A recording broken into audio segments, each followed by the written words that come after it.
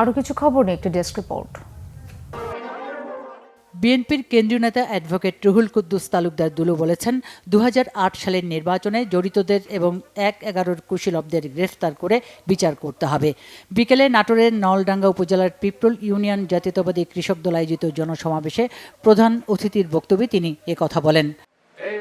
রাষ্ট্র কাঠামো সংস্কারে বিএনপির ৩১ দফার প্রচারে লিফলেট বিতরণ করেছে ঢাকা মহানগর উত্তর বিএনপি। বিকেলে উত্তরখান থানার কাঁচকুড়া বাজারের সামনে লিফলেট বিতরণ কর্মসূচির আয়োজন করা হয়। এর আগে সংক্ষিপ্ত সমাবেশে ঢাকা মহানগর উত্তর বিএনপির যুগ্ম আহ্বায়ক মোহাম্মদ আফাস উদ্দিন আফাস বলেন, আগামীতে বিএনপি জনগণের ভোটে রাষ্ট্র ক্ষমতায় গেলে ৩১ দফার মাধ্যমেই দেশ পরিচালিত হবে। পরে পথচারীদের মাঝে লিফলেট বিতরণ করা হয়।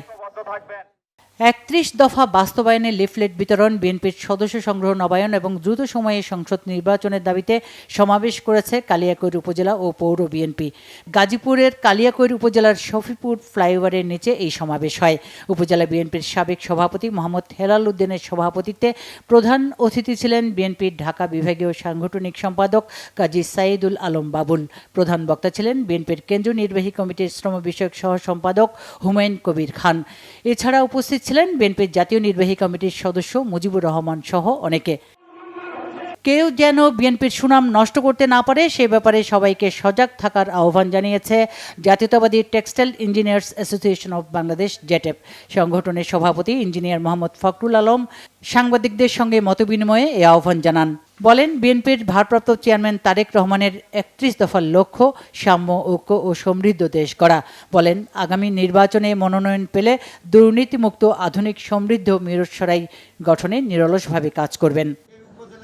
১.৫ কোটি প্রবাসীর ভোটাধিকার নিশ্চিতের দাবিতে সংবাদ সম্মেলন করেছে প্রবাসী ভোটাধিকার বাস্তবায়ন পরিষদ ইউকে। এ সময় সাংবাদিকদের কাছে ৫ দফা দাবি তুলে ধরেন সংগঠনটির যুগ্ম আহ্বায়ক ব্যারিস্টার নাজির আহমেদ। এসব দাবির মধ্যে রয়েছে আগামী জাতীয় নির্বাচনে সকল প্রবাসীর ভোটাধিকার নিশ্চিত, এই বিষয়ে দ্রুত হাইকমিশনারগুলোর কার্যকর পদক্ষেপ, প্রবাসীদের ভোটার তালিকা প্রস্তুত, তাদের মতামত গ্রহণ এবং ব্রিটেনে বুথ সরবরাহ করে ফিজিক্যাল ভোটের ব্যবস্থা নিশ্চিত করা। যারা সফলভাবে এনসিসি এডুকেশন ইউকে প্রোগ্রাম শেষ করেছে তাদের সাফল্য উদযাপন উপলক্ষে কনভোকেশন ও শিক্ষার্থী সম্মাননা হয়েছে রাজধানীতে। পেনস্টন একাডেমি অব ইন্টারন্যাশনাল স্টাডিজের আয়োজনে প্রোগ্রামটি ইংল্যান্ড ভিত্তিক বিশ্ববিদ্যালয়ের ডিগ্রি অর্জনের পথে ছাত্রছাত্রীদের অত্যন্ত সহায়ক। ইংল্যান্ড স্বীকৃত এই প্রোগ্রাম বাংলাদেশের মাটিতে দিয়ে আসছে আন্তর্জাতিক মানের শিক্ষা। অনুষ্ঠানে উপস্থিত ছিলেন পেনস্টন বাংলাদেশের group CEO Mostafa Javed, head of exam Irfan Hossain, head of academics Mohaiminul Khan, শিক্ষক, শিক্ষার্থী ও অভিভাবক এবং গণ্যমান্য ব্যক্তিরা উপস্থিত ছিলেন। পরে সেরা পারফর্মারদের বিশেষ সম্মাননা দেওয়া হয়।